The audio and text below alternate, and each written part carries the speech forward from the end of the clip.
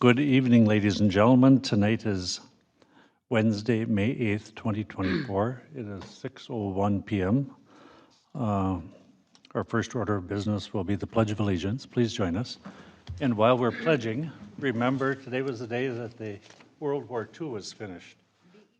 VE Day, they signed it just 75 years ago or so. I pledge allegiance to the flag of the United States of America and to the republic for which it stands, one nation, under God, indivisible, with liberty and justice for all.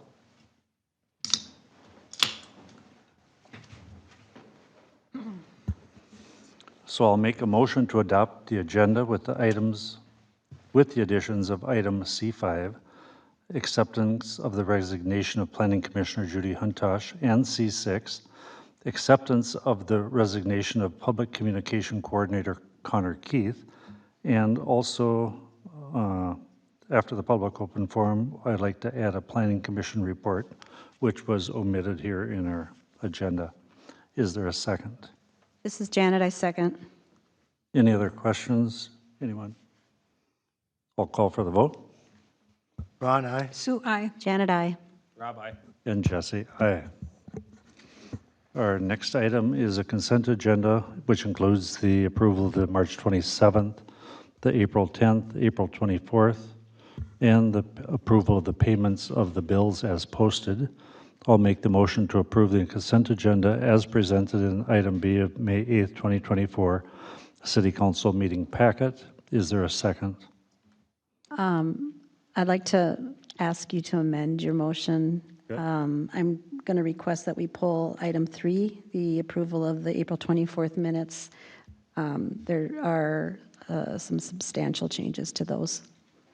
All right, so I'll amend my motion with the removal of item number 3, the approval of April 2024 City Council meeting minutes. Is there a second? It's Rob, second. Any other questions or discussions? I'll call for the vote. Ron, aye. Sue, aye. Janet, aye. Rob, aye. And Jesse, aye. Is there anyone here or online who would like to speak at public open forum? Come to the front, please. Grab a chair with a microphone and pull the microphone right up. Give us your name and address for the record, please. My name is Kyle Anderson, and I live at 168th Avenue, 9257. And I live with my stepdad there, Lloyd Rabine. And my concern today is the neighbor 2 doors down, the drainage ditch has got a culvert too high. And it's holding water back so much that I can't even farm the field out back that we own. And I brought it up to the watershed, and I've talked with Jim here about it, and it just seems like I keep going in a circle. And Yep. And I know that it's a private ditch, but it's illegal to hold water back. Okay. So I just thought I would bring it up to you guys and see what you guys would have to say about it. All right. Jim, you're the expert on this so far, and Kevin, our engineer. No expert, but so we've had some conversations over the last couple of years, and what my recommendation to him was, contact the neighbor and see if you can work it out, because it's a private ditch and really not a city matter. And he's attempted to do that a couple of times, and to no avail. We met last week, and I said I think your recourse at this point is to come to the city council meeting and just say, hey, this is my issue. Is there anything that you guys can do to help? So that's kind of where we're at today. Basically what it is like you said, he lives at Lloyd Rabine's property, and there's a pond in the back, and the neighbor has an outlet culvert that who knows when people put them in or what they do, but it's too high, and it basically holds water back. So what he'd like to do is just simply clean it out, but his neighbor is not cooperating. So I guess the question to the city council is there anything that we're willing to do as the city to help? I have a question, Jim. Is it a stormwater pond? Is it a pond that we have responsibility over because of a development, or is it just a private pond that somebody dug?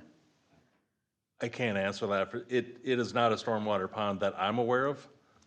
It's been there for, a lot of years, more prior to my time here. So I'm assuming that it's a pond that somebody dug, but just a straight assumption on my part. Can we check on that? I don't know where you would check on it, but I know there's documentation, at least for some developments. I got a couple pictures. Yeah, I think it might be probably in a development document or, So the picture, oh, go ahead.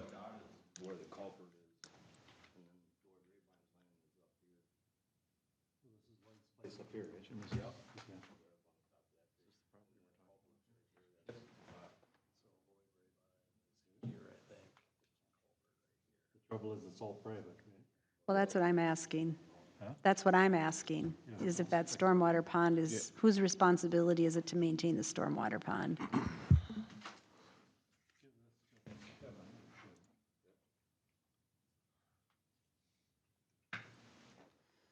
We're both looking it up right now, so. Good, thank you. I'm lost. Is this Lloyd Rabine? It's Lloyd's land that I'm trying to farm, but it's just too wet, you can't even get out there. Is this at the end of the cul-de-sac there? Yep, Okay, and then it's the residence to the, when you're going down to Lloyd's place, it's off to the right? yep. Not the new place. Yeah, it's up, off, Yep, yeah, yep, farther down to the end, where is land? yep.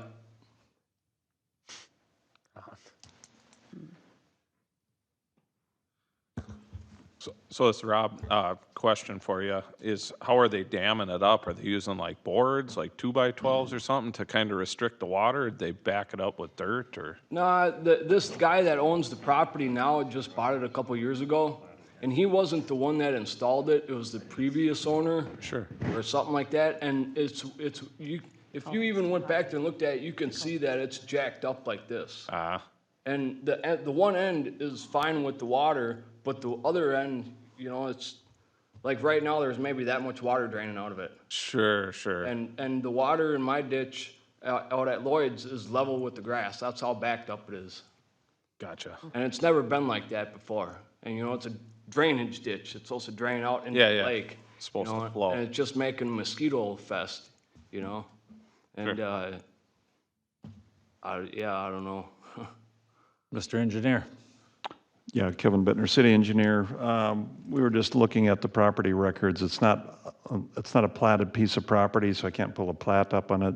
So at this point, there's no evidence of any type of public type of drainage easement. That would require some additional research, but it's doubtful that this is a public waterway or something that the city would have a public. Yeah, I mean, I bring it up because there have been previous conversations about there are stormwater ponds all over the place here, and in some cases, there was sort of a sign-off to the city for maintaining them with the developer, and in other cases, there weren't.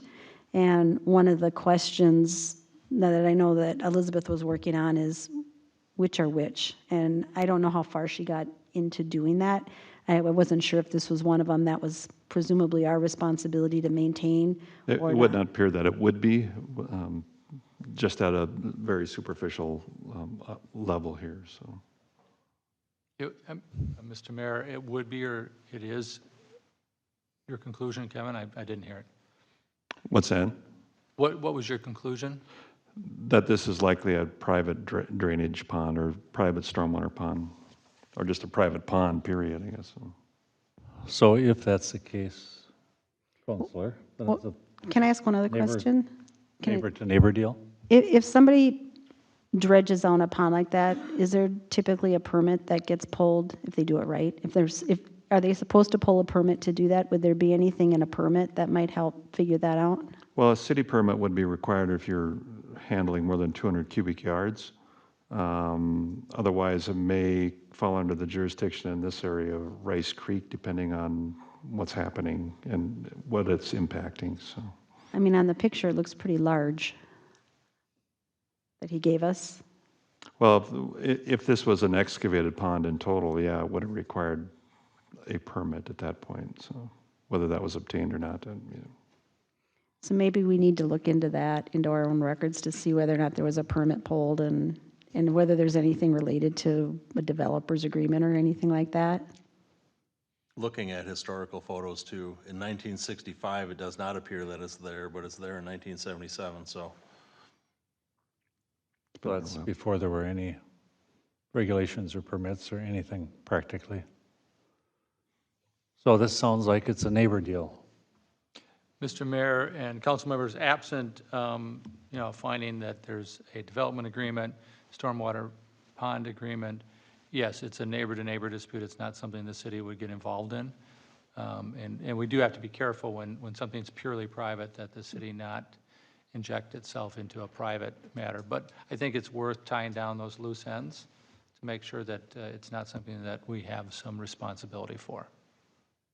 And what is his reason, when you have talked to him, that he doesn't want to lower the pipe?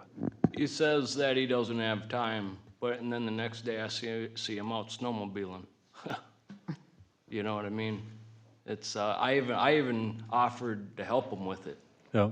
Because if a guy just took a shovel, on each side of it, on the one end, and just dug out and got it to drop Stamp it down down. some, we would be fine. But, Is this something that just creeped up over the years? Has it been going up and up, or you been digging it out for years? no, it's been jacked up for the last, I would say, 6 years. Because of the drought, it's kind of, Well, I moved back to Lloyd's about 4 years ago, and I was gonna farm his back field, but it's just been too wet. And it just, the water doesn't drain down, and even now, when the water's high, it ain't moving. On the one end, the far end, it would be to the west, it's moving, and the farther you get downstream, it's almost stopped on the property line because of the water he's holding back.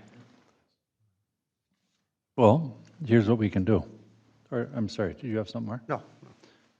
Jack, if you'll look, or have someone look, if there's any kind of agreement, which I doubt in the 70s. And I would say, you better start talking to him. Tell him you'll dig it out, you'll stomp on the pipe and get it down. Well, that's what I told him. I said, I'll bring my tractor over and rip it out. He said, Yeah. oh, I don't think that's a good idea. But I was just joking, though. You're probably at that point, though.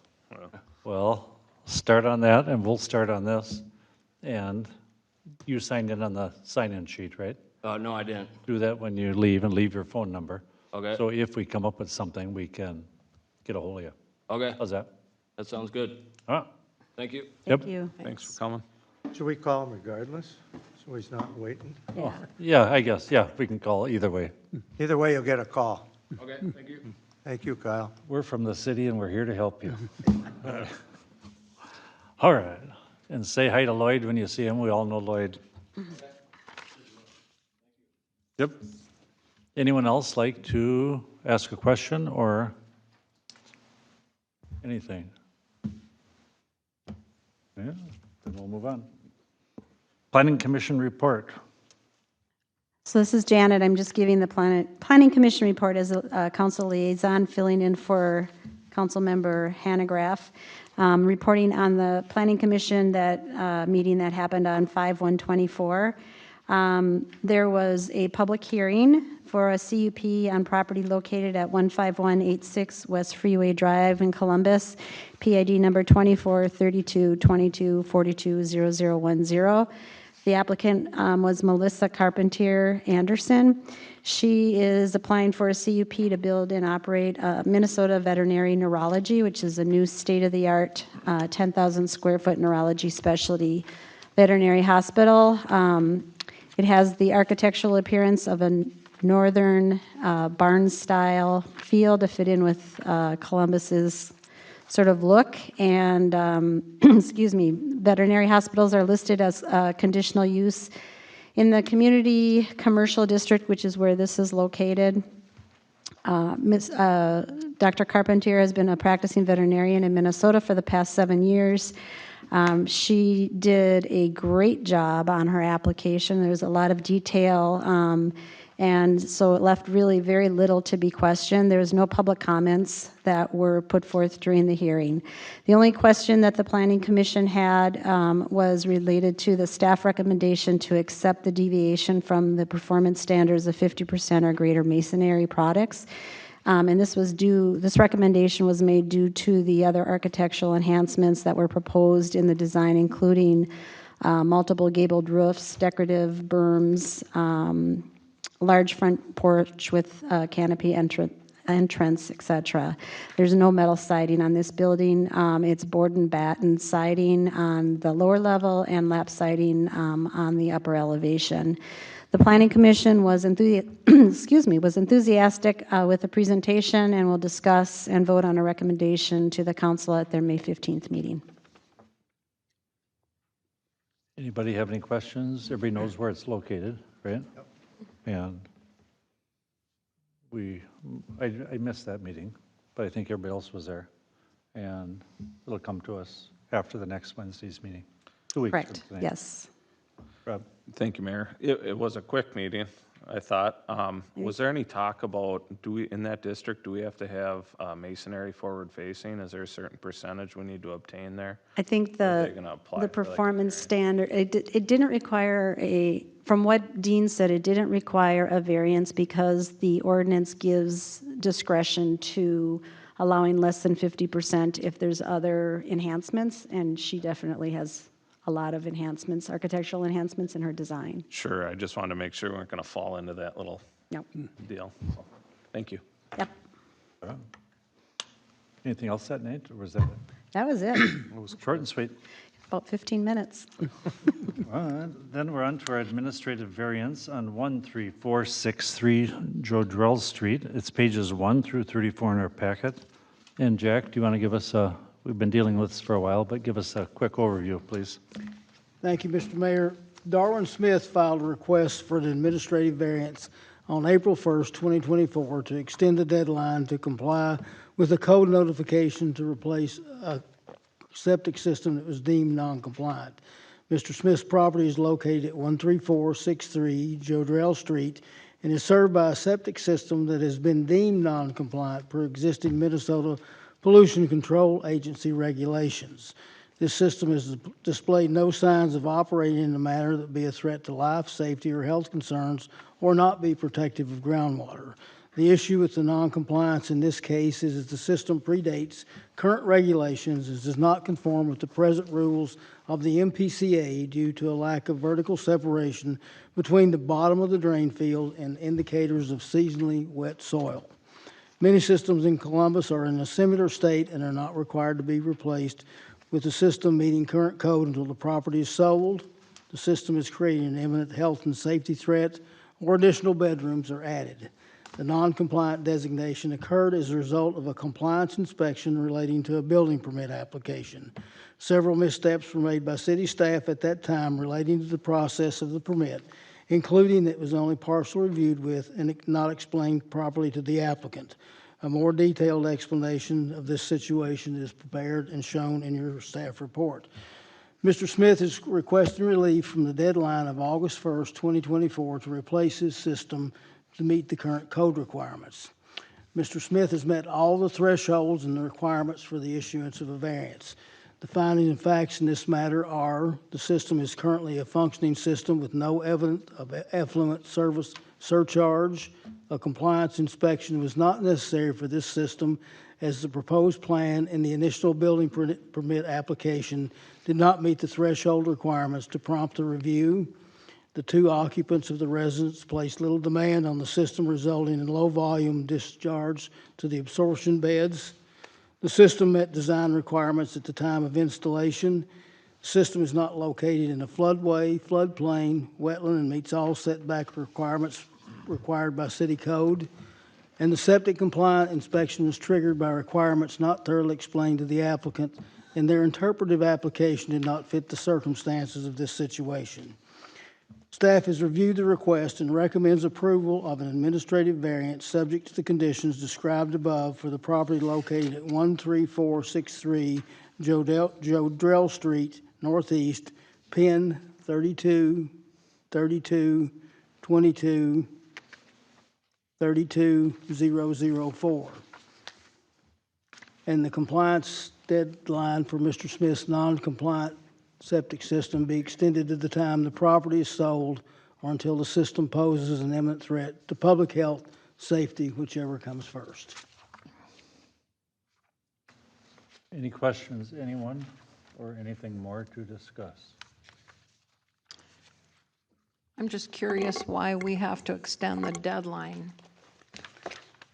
The reasons for extension of the deadline is this is an area where we feel that the compliance inspection was not required in the first place due to a misapplication, misinterpretation of city staff at the time this was issued. The fact that the system is currently operating properly, there's no evidence of any imminent threat to public health or safety, and that this is the situation of many systems in the city of Columbus that were put in actually pre-2008. Yeah, that part I understand. I was wondering why do we need to extend it to August 1st of 2024? No, it's not being extended to. That's the date that he was given that he has to replace it by, and we're extending it to point of sale. Okay. Okay, that makes sense. Thank you. Anything else, anyone? So let me make the motion then to approve an administrative variance for the property located at 13463 Jodrell Street Northeast, PIN 3232-2232-004, subject to the conditions described in the staff report for item C2 on May 8th, 2024 in our city council packet, to extend the compliance deadline for the non-compliant septic system at this address to the time that the property is sold or until the system poses an imminent threat to public health or safety, whichever comes first. Is there a second? This is Sue, I'll second. Any other questions? I'll call for the vote. Ron, aye? Sue, aye. Janet, aye. Rob, aye. And Jesse, aye. We did it. On to number 3, scoring and discussion for the city administrator position, pages 35 and through 37 in our packet. Sue and Janet will lead the discussion, and the motion is to be determined. So We do have, and this is Sue, we have Ellen, our consultant that is on our personnel committee that is going to walk through the discussion for us. come up to the microphones, pull it up close I can pass it on for you. so we can hear you.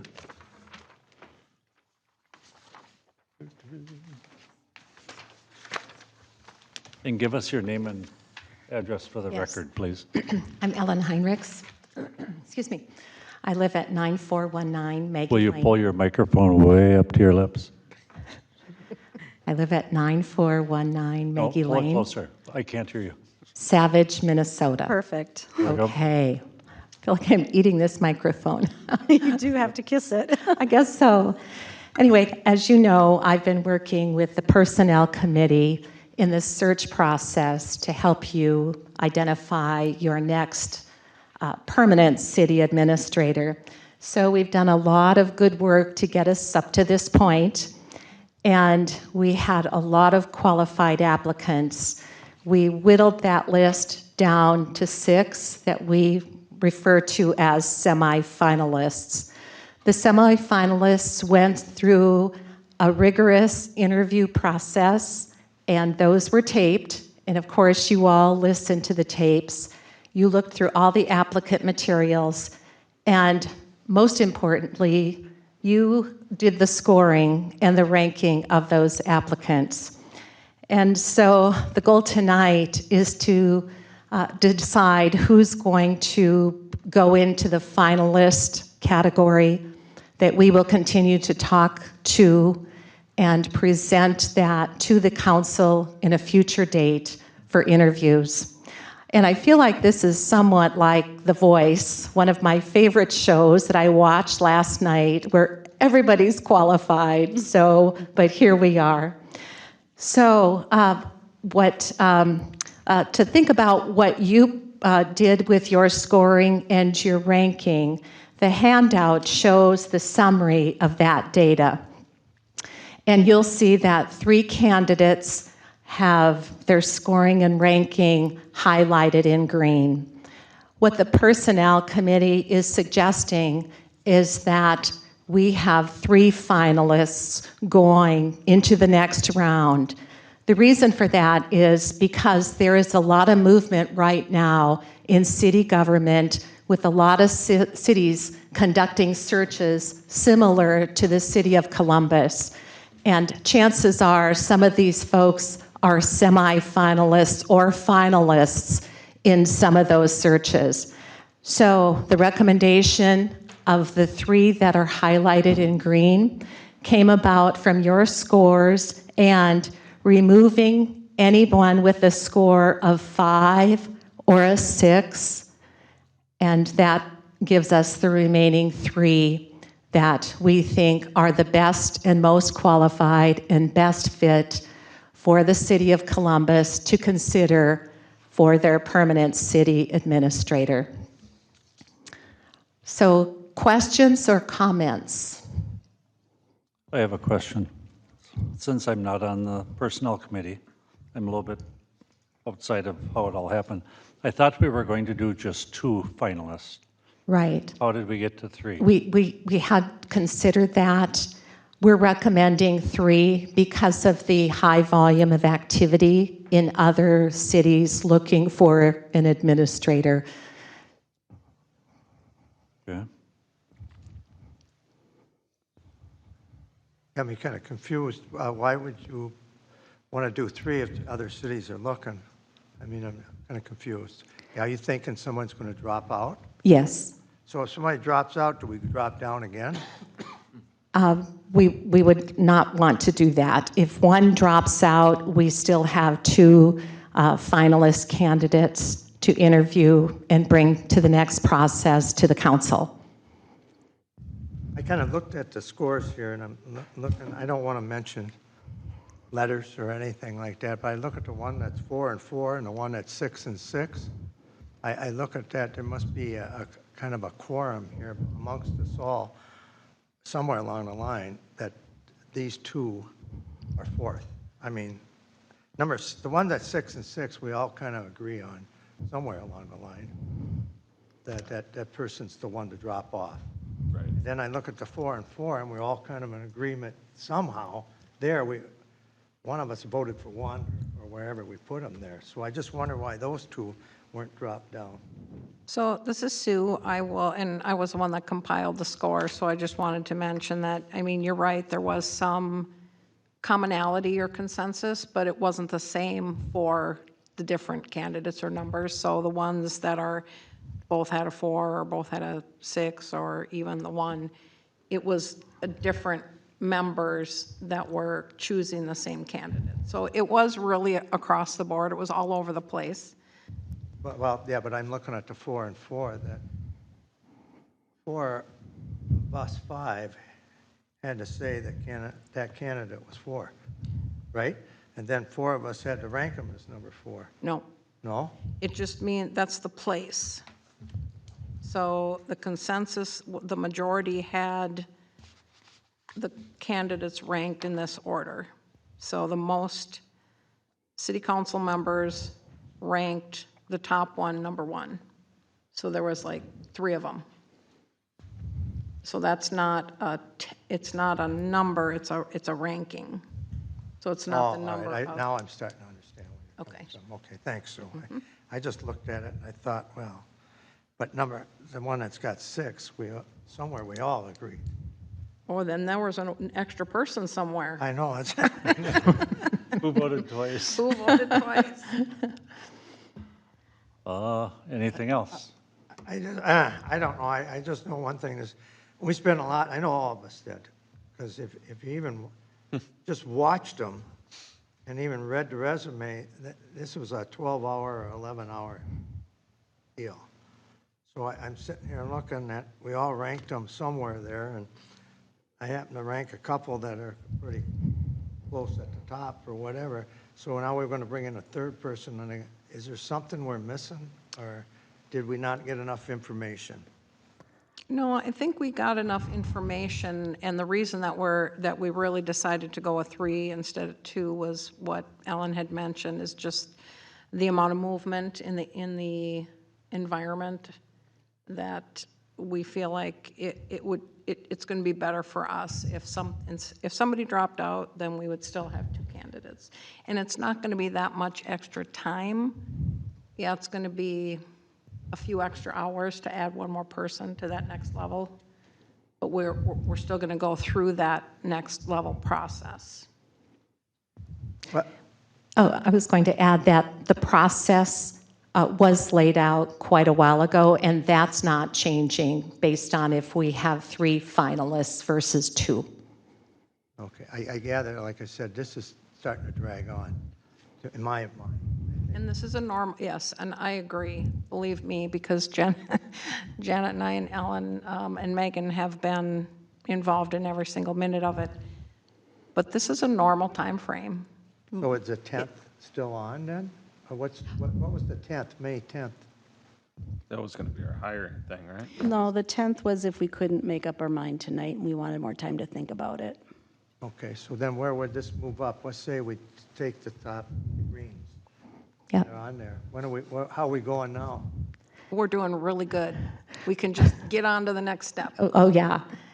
When's the next step? Yep. So the next step is I'll contact all of the candidates, let the folks know what the decision is tonight, and we will move forward and hopefully have a decision. Sue and Janet, what do you think, that we can bring them before council? Well, I think it's going to depend on their availability for in-person interviews. So the next steps are bringing them back for an in-person interview with us, a meet and greet with the public, meet and greet sort of interview with the staff.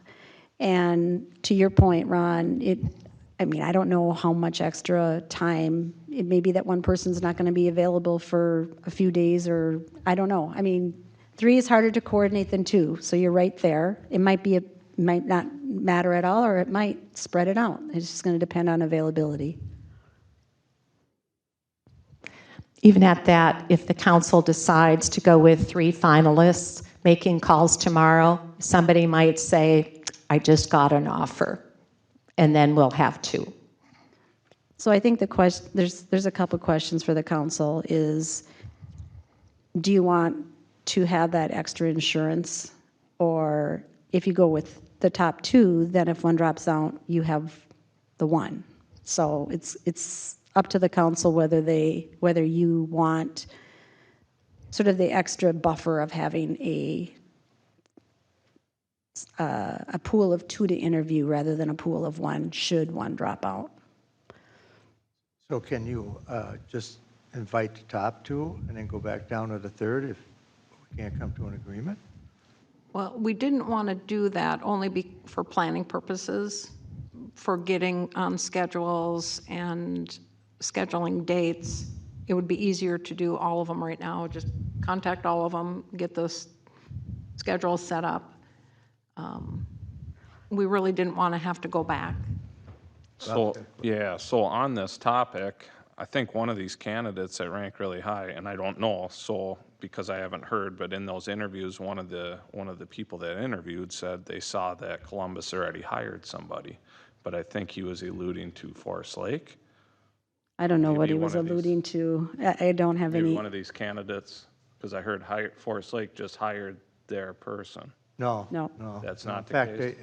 I just, That's why I was confused from that interview. I'm like, what's going on here now? no, I think. We were too. I think they have 16 more candidates. I just happened to know this, 16, and they're not meeting with them till the 13th of May. Okay. And I don't know if our candidates are in there or their candidates are over. Highly likely. Yeah. So what are we looking for then? So I think that's the first question. The recommendation of the Personnel Committee right now is to move forward with those 3. What we had originally talked about was to pick the top 2. We made a decision to include a 3rd sort of contingently on who the top 2 were. And I think since now there's more open searches, Ellen, I think especially felt it was, and I don't know, maybe Ellen has more information, inside information that we don't have, about who's applying where. She suggested that we consider 3. So that's the first question to answer. And then the second question is, if it's the 3, are you in agreement with the 3 that are highlighted? And if it's 2, then you have to decide what are the 2 that you want to go forward with. So is there a big difference timing-wise between 2 and 3? We've been dragging this on since No. October. No. No? Well, I don't know Not that a you can, I don't think you can say that. I mean, let's be honest about that. It's going to depend on their availability. So if somebody's on vacation for the next week, it will be a difference. If they're not, if everybody can come in when we ask them to, then it won't be. And we don't know. Well, if they can't come when we ask, do we just drop them off and we go with the other 2? We'd probably have to talk about that. We'd have to You have know a what I special mean? meeting It's to kinda, decide. do you want the job or not? Well, what are we going to do? Is this one of these days, like, we pick 5 o'clock in the afternoon, and it's 1, 2, 3, right after each other? 1, 2, 3? It would, that how it's gonna it go? would probably be one person comes in the morning, one person comes in the evening, or one person comes in the morning, and one comes in the afternoon. I mean, you have to spread them out so that they're not all here at the same time, and that they could meet with each of the groups that we talked about. And ideally, if everything was the way you'd like it to be, you could do it perhaps in 1 day or 2 days, and it would be one after another. But like I said, if you call, one of the candidates and say, you're a finalist, we'd like to set you up for, council interview, meet and greet with the public, and a meeting with the staff. Here are the dates, and they say, well, yeah, I'm not available. I'm sorry, but I didn't know, and I'm not available for 5 days. Then that's what you'd have to work around. And I don't know if that's a problem or not. Well, and I think we've been going along this process long enough, and it's an important process. Okay, 3 more days, 5 more days is not going to kill us. No, but I kind of go along with what Rob says. If they can't make it, that's, that's Well- life. We move on. So how does that work, Ellen? You're the expert. The committee would have to talk about that. What's the reason? How much of a delay? If we have other high talent, we might decide to move forward with that. I would So you defer would tell to the that to the committee. number 3 guy, or whoever can't come in, and you say, okay, so you go home tomorrow morning, you call everybody and say you win. When can you be here? And one says, I can't be here till June. And then you say, well, that would really delay our process. Yes, it would. The decision may be made before That's you have your true. opportunity. Right, I would Ellen, defer to the Are committee. you more concerned that the problem will be in trying to set up, or is it that you get through the 2 or the 3 and you make the offer and then they drop out? You would know right away. If you called people tomorrow, you would know right away if there was like, oh, I'm sorry, I've already accepted an offer, or oh, I'm sorry. I'm assuming they would let us know if that were the case. So you're not so concerned about this stage. You're concerned that you'll get through the process, you're making the offer, and then it's like, oh, I have another offer. Is that? That could happen, but I'm thinking more in the short term, that within the next week, if we have 3 finalists, they self-select by taking another job. Now we've got 2. We might land right where you want us. But if we have 2 and somebody takes another job, then we've got 1, and you're thinking, well, isn't that okay? Well, that cuts off part of the process that we laid out, where staff would be able to spend a little time with the candidates. The public could be invited in to meet and greet with the finalists. So, yeah. So we know about what's happening in Forest Lake. Is there another, and then I think you mentioned Aiken was doing a search. Where are the Aiken other is doing a cities? search, right. I've heard from a couple folks on other cities that are looking, but honestly, I can't remember which ones. Okay, Yeah. but do you have a sense of how far along in the process they are? I mean, if it's like Forest Lake, who's not even going to meet on their first cut until the 16th. I don't know. Like I said, I just heard some people over there that said that their next council meeting's on a Monday, I think it's the 13th, and they're going to either interview during the day. I don't know how they do it, but I heard they had 16. They had like 45 apply or something. I don't know what these. So they're probably going to use that time to decide who their semifinalists are and then do a process like us to come to their finalists. But it'll probably be over the next several weeks. So we want to be done. And hopefully we're done by then, Yes. before them. Okay, is there any reason not to go for the 3? Except it's more time and more juggling. Anybody? I guess my question is so we go with the 3, the next step is we interview them publicly like we did with our interim, right? So we're gonna interview 3 and then we're gonna hash it out, like which one of the 3 do we want? We're not gonna say, oh, let's do another round with 2 people No. now, No, because they're just too good to pass up, right? Right. no. Well, the It's ones, gonna be, we come to some kind of a scoring census of those 3, Yep. similar questions, or? We have draft questions, and actually, after this meeting, you'll get those, and you can add. I don't know how you felt, but I know when I listened to the interviews, they're like, oh, I wish we would have asked this question, or I wish we would have dug deeper here. So you can add Okay. and modify the questions, so we want it to be the questions that the council wants. And then I think the staff will have their own, set of questions that they'll want to ask, and then share their insights from their meet and greet, or it's not as much a formal interview as it is, getting to learn the 3 candidates and getting your feel for them too. So, and there will be the ability, and I don't know that we actually decided whether or not we were going to just do a meet and greet for the public, or if the public just would be invited to hear our interviews. I don't know that we actually landed on that, so. well, okay, so if you invite the public to our hearing or discussion, interview, that just knocks out one Slot of time, So you don't have yes. to come in at 10 in the morning, come back at 2, see if anybody shows up. There's no crowd you can see. And typically, I mean, I know that other places have had some sort of coffee or something, and they can come in and meet them. I don't know how many people actually do that. I mean, I have actually heard from 3 residents currently about their impressions with our current interim, and they've been very, very positive. So I think you'll have some people who are interested and want to weigh in. I just don't know. We haven't completely figured out how to do that yet, the best way to do that. If you have input on that, tell us. And we know time is of the essence, and we do want staff to have that opportunity to interact with the candidates and give us feedback.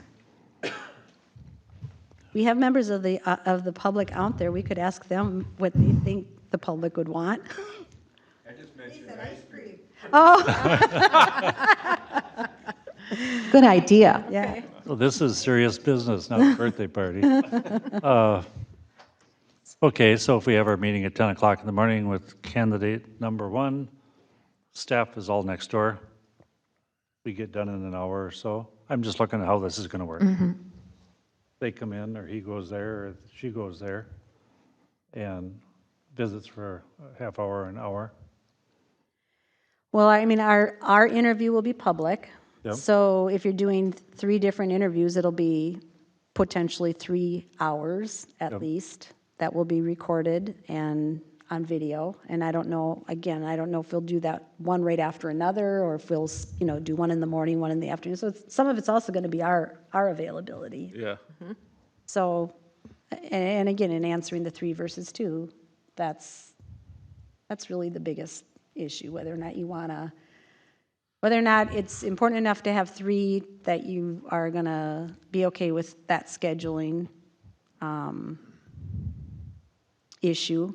Whether it is an issue or not, I don't know. It's less, it's 1 less with 2. And that was what we had originally thought we would do. But we didn't know that there were all these other concurrent searches going on at the time we made that decision. Well, I'm fine with 2, another hour or so for number 3.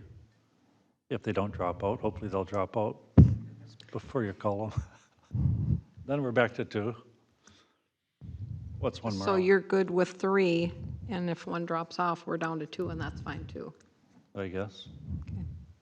I think you're looking for 3, right? Sue? I'm in favor of 3. Yeah. Guess And if I get 3, I at least get a shot at one of my picks, right? I don't know, is it one of the green ones? Yeah, D was my number 3. Janet, are you think. satisfied with 3? Another 2 hours of your life. I'm not going to lose sleep if we do 3. I would prefer 2, but I'm not going to lose sleep if it's 3. Okay, we've got a deal going here. You're the tiebreaker. What do you think? 3. 3? Let's go with the expert's about Ron? opinion. We're paying her a Ron lot of and money. Rob. Sorry, Ron, to go against you on this, but let's go Oh, with the expert's opinion and 3, whatever you want to do is, you know. So try to get them on the same day, 2 hours apart. No ice cream and no balloons. So is this something that's going to, Just a little water. this is going to occur next week then? We're going to get started on this tomorrow morning and see what we can do. How's that? And just know that we have to let us know so we can post it. It has Right. to be posted at least 3 days in advance. Right. crap. Can we still do it Friday then? You know, No, we still got No. the meeting set, right? not 3 days. What's already, oh, it's not We on have the to, calendar, we is have it? to notify the candidates and Oh, let them see, I thought prepare a that was little a bit. done deal, that we were meeting on Friday. No, that At was, 8 that a.m. that was if Only we if could make up tonight- our mind on this. Got Now it. you'll have to go fishing early. I still got to go to work. So we're still meeting Friday, correct? No, No. we aren't. Not if, well, okay, so let's If do we came to this. 2, could we meet Friday? How about this? So I'll make a motion to move forward as finalists with the 3 candidates that are highlighted on our sheet, on our ranking sheet in green. I don't know, do you want me to say the D, A, B, C, E, F letters, or? I don't know, because I haven't been involved. It seems to me in a public process, when you're looking at a document, you should identify the names, but if you decided not to do that, Well, we can't do the names until they're finalists, so I'll say this would be candidate D, candidate A, and candidate C. This is Sue, I'll second. So it's moved and seconded. Could there be any more questions? Anybody? Okay, I'll call for the vote. Ron, aye. Sue, I. Janet, aye. Rob, aye. Jesse, aye. No meeting Friday morning. All right, we can sleep in. Okay, so let's walk through this again for my sake, please. So you call everybody when you get home tonight. See if they can be here Monday, 9 o'clock, 10 o'clock, 11 o'clock. Monday's too soon. It's too soon. We have to pick some tentative dates that are far enough in advance that they can be posted. and that would be a We good have a idea, meeting right? on Monday. Pardon? That would be a good idea to do Yes. now while you're all together. Yes, Look at dates. Yeah. yes, Should we do that right now? yes. How about if you guys want to just give the dates that you are absolutely not available, so where you're flexible with other dates? What do you want, dates and times? Because if you try to do it in 1 day or 2 days, it'll be a morning and afternoon. Yeah, I was thinking whole day, like Try to do a whole 3, hopefully do 2 or 3 at once, or at least day. 2 days. In a day. Yeah. If we could do everything in 2 days. Starting middle of next week, end of next Well, we week. got the workshop on Yeah, Tuesday. and then we got a meeting on Thursday, right? We got Tuesday and Wednesday and Thursday, I think. but that's not till 5 in the afternoon. Yeah. If you skip your walk in the park, we could start at 5:30. AM? So I'm available for Monday, Tuesday, Wednesday, Thursday, or Friday before our meetings, so during the day. Who's red jockey in this town? So we can, Well, you won't be able to do 3 in a half a day. that's fine. I mean, I'm just available for all those days. I don't We care just what set time. aside a day and knock them all out at once? Well, We we want have to to set check, aside a day and knock them all at once? we do have to check with the candidate schedule. Okay. Yeah, it So depends on that's that. why we're thinking if we can have a range of dates that everybody's available, and give us a date that you absolutely can't, so we'll avoid that date. Starting when? starting Tuesday, Wednesday. Wednesday. Yeah, is it possible that this process will be done before May 24th? Potentially, I would hope, Yeah? because that following week, I'm out of town that whole week. okay. But That's you're good incentive. most other days. And you could be available during the day and take off Oh, never work. mind, that's Memorial Day weekend. No, I'm good Okay. that week, sorry. But we lose that Monday, the 27th, too. Yep. And I'm available any day Yep. or night. Starting Except we Wednesday. got meetings every night. Yeah. Or we could skip our meetings and do our interview. Well, Ron, how about you? I'm open anytime, I don't work, so. You're gonna. Get ready, starting Wednesday. I can make nearly every day during the day work next week. I can on Wednesday, I can't on Thursday. I have an appointment at 10. So, I mean, if it were 11, What's that date? the 16th, I could do it after 11, or I could do it before my 10.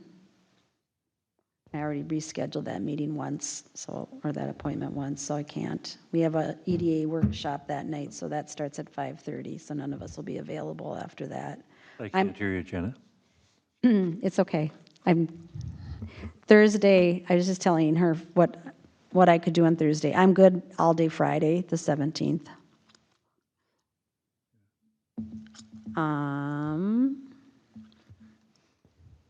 I'm not good that morning, but from noon on, I would be. Was that the 17th? Yeah.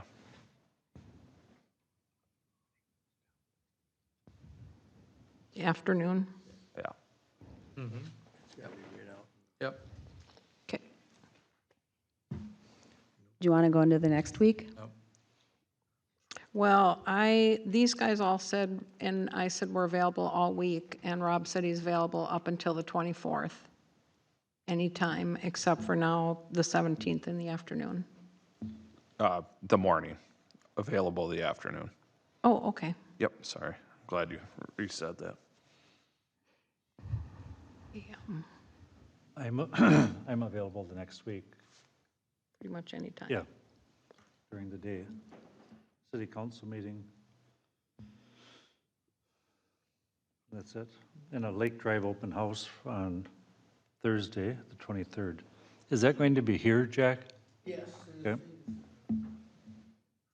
So it has to be before 4 o'clock on The week's going to be a doozy. Every day.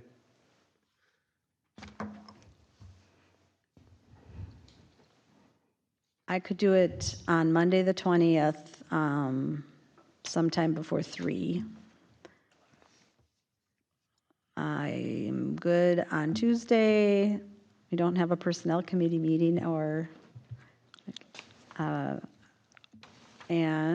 I'm good on Wednesday, the 22nd, and I'm good on Thursday, the 23rd, and also the 24th. All right. We've got a lot of good times to work with, and I'll get started on this tomorrow. Okay? Okay, thank you so much. Thank you. Thanks for coming.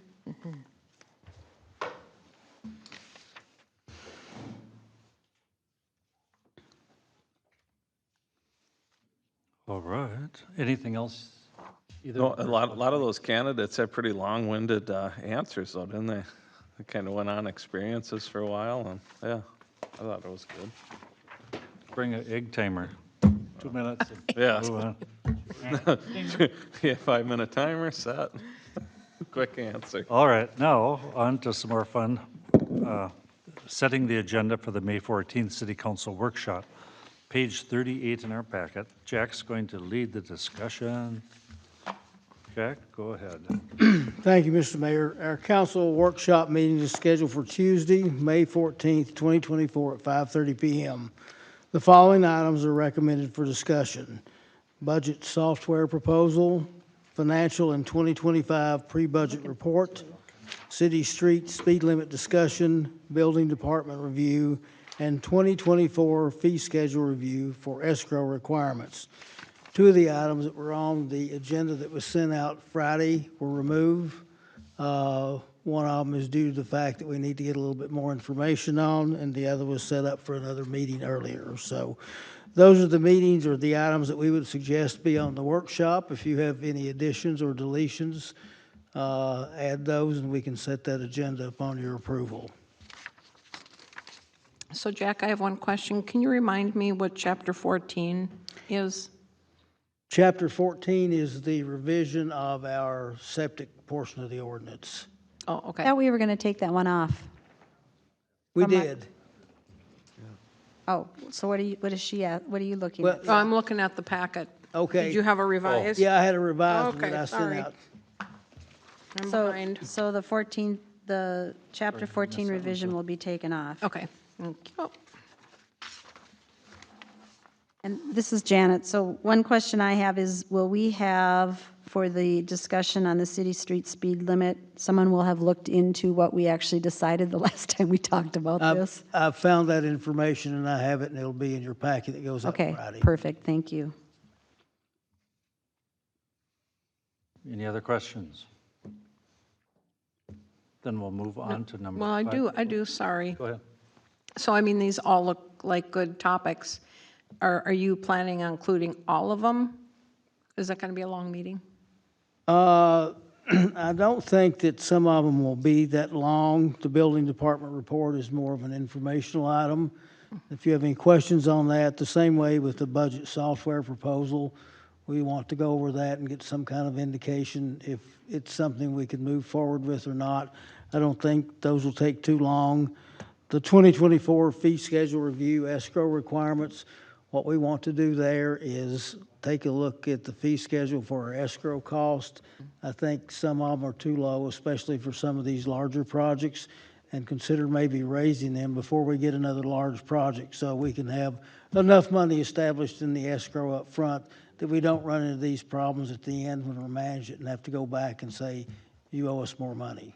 Okay. And the financial and pre-budget report will be probably the more lengthy one, although it shouldn't take that long. It just depends on how many questions. This is just to get some basic information out to the council for what we're doing and for the upcoming meetings to discuss the budget and get direction from you on where you're looking to achieve whatever we're looking for the levy. Okay. Yeah, I'm good with all 5. Anybody else? We can keep adding, or we can add it that day too. So there's, I just want to make sure I'm looking at it. So there's Midco, the city street speed limit, the building department report, financial and 2025 pre-budget report, fee schedule, and budget software. Except the Midco report won't be on there because Ellie Burris is meeting with us earlier that day. Okay, so we'll take that one off too, Yes. right? Do you want me to do a motion? Sure. So then I would make the motion to set the agenda for the May 14th, 2024 City Council Workshop Meeting as presented in item C4 of the May 8th City Council Meeting Packet, removing items 1 and 2. This is Sue, I'll second. Any other questions or discussion? We'll call for the vote. I have a question real quick. You're removing item 1 and 2 on our previous sheet, right? Not this one. Right. Not the The amended. new one only has the 5. Yep. Oh, sorry, okay. I see, I'm looking at the old one. I know, I was too. I was just trying to prove I read my packet. I read mine. Yes, you're correct. Yes, We're not removing those two. they are removed. Yeah. Yep. And that's for the council workshop, right? Yes. How about this? Well, this reads correctly, though, if you read the motion. Well, they both say item number C4. One of these doesn't say revised, they both reference the same thing, so how about if I just say, amend my motion to set the agenda for May 14th, 2024 City Council Workshop as presented in the revised item C4 on the May 8th City Council meeting packet. Ta-da. This is Sue, I'll second. I'll call for the vote. Quick. Ron, aye? Sue, aye. Janet, I. Rob, aye. Jesse, aye. So we've already shortened it up by 2 items. Number 5, the resignation of Planning Commissioner Judy Huntosh. So we all know Judy. She was on the Planning Commission, or is on the Planning Commission and on the EDA. And she has asked that stated she would like to be finished by June 1st on the Planning Commission, but stay on the EDA. And I'll make the motion to accept the resignation of Planning Commissioner Judy Huntosh effective June 1st, 2024. Is there a second? This is Janet, I second. Are there any questions or discussion? Anybody? I'll call for the vote. Ron, aye. Sue, aye. Janet, I. Rob, aye. And Jesse, aye. Rob, I was going to second it. That's what I was going to. Oh, I thought maybe you were trying to go You can into do the next one. conversation. Item number 6 is the resignation of Public Communication Coordinator Connor Keith. Jack, do you want to give everybody your knowledge from Friday's discussion? Thank you, Jesse. On May 3rd, 2024, Connor Keith submitted his resignation as the city public communications coordinator effective May 31st, 2024. Connor has held this position since February 22nd, 2022. Connor is relocating to Baltimore. His fiance has taken a position out there, so he is going out there with her to find other employment. We wish Connor well in his pursuits and his fiance, and we thank him for doing a good job with the city during his tenure here. And staff recommends that his notice of resignation be added to this agenda and be approved. The handout of the 2 letters is in front of your seats at the DS2.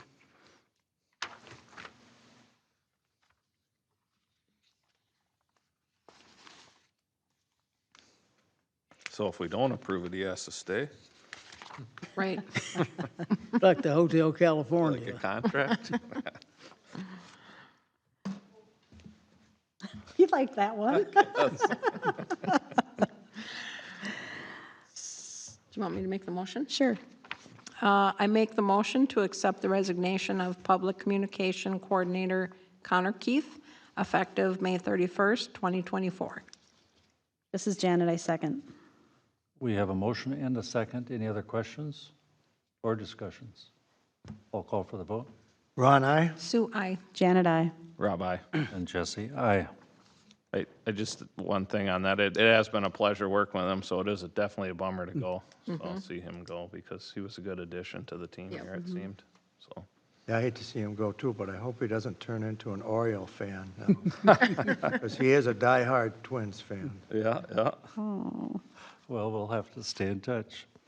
All right, city engineer report, Kevin. Yeah, just a quick update on our projects. You'll see some material being hauled into our yard. That's material for our microsurfacing project. I don't have an exact date, but I'm thinking they're going to start and finish next week. Our crack seal, we did have a pre-con with our other 2 contractors. Crack sealing will also begin sometime in the middle of next week. And chip sealing will probably start sometime in mid-June. Otherwise, I have no other report. Oh, one other thing I want to mention is that the Brown Beagle development, they're on West Freeway Drive. Obviously, they're working on their buildings. They're going to start on the utility work potentially next week as well. So that's the public portion of that project. Otherwise, I have nothing further. City attorney report. Mr. Mayor and Council, 2 items this evening. The first is regarding the collection efforts with Joshua Markham Builders. And we were successful this afternoon in reaching a settlement agreement. It's outlined. I'd like your authority and motion, if you think it's appropriate, to finish up that settlement agreement so we can get it signed We don't have to wait another 2 weeks to get it done. So I'm just going to outline the key points. If you like, I can pass out the draft, but I'm going to give you the key points and see if you're interested in reading a draft on the fly, because I know you don't prefer that. So the key points are payment in full. So they hired an attorney to dispute the payment amount after a lot of back and forth. Very good work by Cheryl. And with help from Jack Davis, we got them to agree to pay the full amount. We applied, staff applied a engineering escrow to the remaining planning amounts, and so it was slightly smaller than the original demand, but that was a net amount of, let's call it $11,849. So that's the amount that they've agreed to pay. The relief that was offered and they've agreed to, the staff has agreed to and recommends, is that they would pay $5,000 immediately. That was their original offer, was to only pay $5,000. They'll pay $5,000 immediately, and the remainder over 12 months as they close units. If they don't close all the units in 12 months, the balance is still due. The enhancements we've got are that if they close and they don't pay us, then it's all due immediately. And we added that attorney's fees would be charged against them if we have to go to a collection process. So all in all, we ended up agreeing to the full amount, just giving some time over the next 12 months to pay the balance. And if you're comfortable with that outline, then I would just ask for a motion to authorize that settlement agreement. I do have a question, Mayor. So this is for the St. Clair Lakes It is. project? And even though they're still building houses there and they have to do a final lift on the tar, don't they yet? Done. That's done? Oh, okay. Last time just a few weeks back, I was through there, it wasn't done. Yeah, all of the improvements are done other than the home building. Okay, So there's not a lot of work to do. We also clarified in the document that they will continue to pay ongoing charges if there are any. okay. And because the other concern was are they having to maintain those streets themselves as an association? Or as a city? Yeah, so any issues with curb and gutter, or say a dumpster gouges out the bituminous, are they liable still for that, to fix that for the The developer homeowners? is, while the developer is still active, at some point it transfers to the association. It's a private street. Okay, Public utilities, private street, and so the association is liable for the private improvements once it's turned over to the association. okay, thank you, appreciate that. You're welcome. We will repeat the motion, and then I'll repeat it.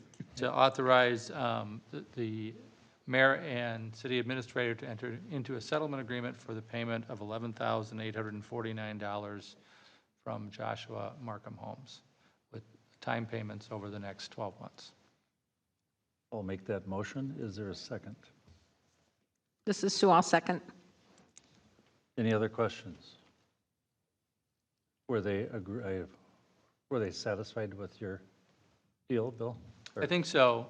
What's interesting, just this is an aside, staff almost 8 weeks ago proposed this very same thing, and the meeting was canceled.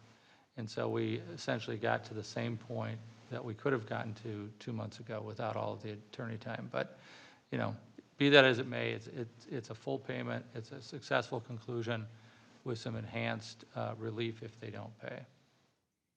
I should say enhanced remedies if they don't pay. Very good. I'll call for the vote. Ron, aye. Sue, I. Janet, I. Rob, aye. Jesse, aye. And my only other item is a legislative update, and really, the mayor and Councilmember Hegland should really give the update, because we had a good hearing and good coverage in the paper about a hearing at the Senate Tax Committee. I believe it was on, I wrote it down, it was on April 25th. Senator Kroon arranged for it with the Senate Tax Chair and rest. It was helpful to get our issue back in front of the committee. It sparked a lively debate, and with that, I just want to turn it over to the participants, since I was an observer, see if they have any additional comments. Senator Kroon did a good job introducing it, and then I gave a little bit of background and very little information on the city. And then Janet carried the whole show and really explained well, I believe, as good as it could be explained. And regretfully, we Well, didn't prevail this year. no, but we actually didn't think we would. I mean, we went into it with the expectation that it was not a budget year, so there may not have even been a tax bill. And then when there was, we didn't know if we would make the cut. But it was very positively received by the chair. And information back from Senator Kroon, he felt that in talking to Anoka County representatives who initially were against this, they were also supportive now of it. So he feels that, and also a number of other members of his caucus. So there is good positive vibes going into next year, and he's feeling much more, I mean, who knows what next year will bring, but based on that we'll be well positioned to bring it up again in a budget year. And they all thanked us and wished us well. And I got a question. I seen you on TV. You did a good job, Janet, but when they lay it over like that, does it have to be resubmitted? Or does it next? Yes, so we'll start a new biennium with the election, and so everything will kind of reset. And so it will have to be reintroduced. But I do believe the groundwork has been laid. We have two good authors, two strong authors. The tax chair, perhaps she'll be tax chair again after the election, understands the issue and actually did a really nice job of explaining it to people who were getting confused about whether the Met Council has anything to do with it and so forth. So it's a good way to set the record. We now have the reports of the staff analysts about the distribution. So it's all there for us to pick up and work on next year. And we still have, I did want to report, our bonding request is very much alive at this point. Our indication is that the parties are working on a bonding bill, so they haven't just gone off to their corners. They understand the importance of having a bonding bill in an actual bonding year. So with any luck, we'll end up with funding for that portion of North Hornsby. So successful in the getting the hearing and presenting the issues, and hopefully successful in a bonding request at the end of session. Did anybody else watch that? It's kind of I amazing. was going to, and then I, Well, it's kind of amazing how the outstate people don't know what's going on in the metro area. And I was just stunned at some of the comments. So, There was one fellow who did some pretty impressive grandstanding, yes. yeah, it was both parties too. What's this about, But anyway, you did a good job. Thank you. thank you. That's all I have. That's it? So, quick question on this to Bill. Would it make sense to try and meet with the individuals that were opposed to this and help educate them and use this next time as an education stance, or? Mr. Mayor, council members, they weren't really opposed. It was more taking shots at the Met Council, taking shots at fiscal disparities as a whole, taking shots at outstate versus metro. So I think, it's always good to meet with opponents, but I don't think there were any true opponents. It was folks who wanted to talk about pet issues, and we just happened to be the way for the conversation to get started. I mean, I don't know if there's others who think that there were true opponents in the room. No, and I think Senator Kroon has already started that work behind the scenes. I mean, we are so fortunate to have his interest in this. I mean, he has put forth such an effort and has really taken this on as a cause, and that's been very different than what we've had in the past. And I think, for as far as we got and the good reception, and we all worked hard, and certainly your office was tremendously helpful too, but I think it really matters to have someone who cares enough about it to do the behind the scenes wheeling and dealing and handshaking and all the stuff that happens that we don't get to see, so. Well, and if the Senate flips a little bit, or another senator goes wild, next year after the election, we could have a different makeup, who may be more commiserate with us to vote a little bit our way. Yeah, I don't think, as Bill said, I don't think that there was any opposition in particular to it. I think there was just, Well, they just didn't want to do it. They would So rather. it was less of a partisan issue. It wasn't one side versus the other? It was more there was other stuff tied in with it, or? Mr. Mayor and Council, Senator Kroon took pains to make sure that the members knew it was a bipartisan bill, that in prior years, Democrats had chief authored the bill, that there were communities represented by Democrats that would be benefited. So I think the purpose for which, the objective we set was met by bringing the issue back to the top and kind of getting a read in the room.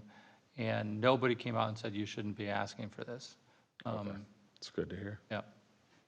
So then what do we do, Bill, after the election? Start storming the Capitol before, and meet with these people, with Kroon and with you and Margaret and whoever we have to get it back up on top of the pile in their minds before they go back into session 2025? Mr. Mayor and Council, that's the best approach. Now, what happens in a year when there's so many seats that change, there's freshmen legislators, they're finding their offices, they're finding their committee assignments. So we always like to be pre-session with these meetings. Now, hopefully we'll have, Senator Kroon, I don't believe, is up. No, he's not. And Representative West will be up. So hopefully you have the same two folks in place. But we would reach out to them right after the election and make sure that they're, going to be on board. We would do some work prior to session, and then we'd hit the ground, because it's the longer session, right? It starts in January. It starts like a couple days after the holidays. So, yeah, so we would be hard at work, but we've got the template now. We've got a couple alternatives. And we have their attention if they remember it over the summer. Right. It's been a couple years since we've had a hearing, so Yep. so now it's just, it's fresh. So it won't be a storm in the Capitol, it'll be professional meetings? We'll figuratively storm the Capitol. Oh, yeah. That's right, we're being recorded. All right, anything else, Bill? That's it. Thank you. City council members report, Ron. That was Janet's. Planning Commission. No, it's No. the mayor and the city council members report. Letter D, number 3. Yeah, you're right, I She skipped did her planning commission report. early. I was so excited I couldn't wait. Okay. Do you have anything? No, not for the Planning Commission. Or No. how about your This is- city council? What'd you do all week? Nothing really. I just noticed something the other day, and it's not a complaint or nothing like that, but it goes to show you the park is getting used. But Monday, was it Monday or? Yeah, Monday, I turned down Notre Dame Road, and the cars were parked out on Notre Dame, probably, maybe 15, 20 of them. The parking lots are all full. The ball fields were going. And it didn't, I know we got no parking signs there. I don't think it was causing a traffic issue, but I just want to say that it was pretty well being used, both parks, so. Well, it's I good. think, was that girls softball on Monday night, right? Yeah, and they didn't have a tournament going on. This is just regular, it was, I went by there too, and there was a ton of people there. I thought maybe it was a tournament, no? no. And I got to applaud our police officer that we have assigned here, because he was sitting over here, and he could see them. And that's good he didn't write any tickets or push them. I mean, there wasn't no big traffic issue. Sometimes I wonder why we got those signs there, but JW must know why, or It was a recommendation. was it? It keeps the honest people out. Sue? I don't have much. I attended last Wednesday, the boy who came in that is doing his Eagle Scout. We met at the park. We walked, and the park board members were there, and we walked where he's gonna plant the trees, which is on this side of the street over by the ball field. And he's excited, so he's got his instructions on what to do, and he's gonna get started. Right? Just a quick update on broadband. So we've been working again with Midco, and you heard that we were hoping to have a report for the workshop, but what will happen is on Tuesday, we will meet with Ally Burrows, who is their governmental liaison, I believe. She is going to give us a update on what they're doing in terms of submitting grants. They were going to submit a grant to Anoka County for, I think it was 3 or 4 different neighborhoods in Columbus, and then Anoka County pulled the RFP, and then I was trying to talk them into submitting what they were going to submit to Anoka County to deed, because they had a grant deadline that was the 10th, but then Anoka County put the RFP back out there, and they still feel like Anoka County is the best way to go. If they don't get that, they'll try to go with deed, but I think she said that they would hear in a couple of months about the Anoka County one. So there is potential that by the end of this summer, we will have met the goal of bringing broadband to all areas of Columbus, with the exception of a few little pockets. I should qualify that. They won't necessarily have the wires, but we will have funded broadband to every part of the city, and that's what I'm hoping that she will show us. I think that that's where we're at. So there's been a lot of progress made in this area, and fortunately, there was a lot of funding that finally flowed down that we were able to access, or they were able to access. So pretty happy about that. We'll have the updates after we meet with her. Is that at our regular 1 o'clock meeting, or is that another meeting? It is, it's at our regular 1 o'clock meeting, yep. You'll get the sneak peek, Mayor. Rob, anything? Just been dealing with a little influx of since Ron's thing had went through on Iverson. There's been more houses now that popped up. I think they saw what happened there, and some other neighbors called on other ones, so that kind of blew up this week. But other than that, Sean's doing his job, so he's not being invasive. He's just following up on calls that were received. So, and then just a big thanks to my wife. It's our anniversary today, and she understood how important this meeting was. So, Thanks, Rochelle. yeah, that's it. Jim, anything? Public Works? I do have just a little update. I've been working with the fire department, and they're doing some training, or they do training on and off. And they asked if they could hook up to some of our hydrants to do some fire training. So I directed them to use fire hydrants north of the roundabout. They are gonna do training on 5-9 and 5-16, both from 6 o'clock to 9 o'clock. So if you happen to be driving by there and you see the road closed, that's kind of what they got going on. I just thought I'd bring it to your attention in case somebody happens to call, but that's what they're gonna be doing there. So just a little update, that's all I have. Yeah. Thanks. Jack? To follow up on Rob's report regarding Sean's efforts in code enforcement, he did follow up with one of those other neighbors that had a complaint filed on them.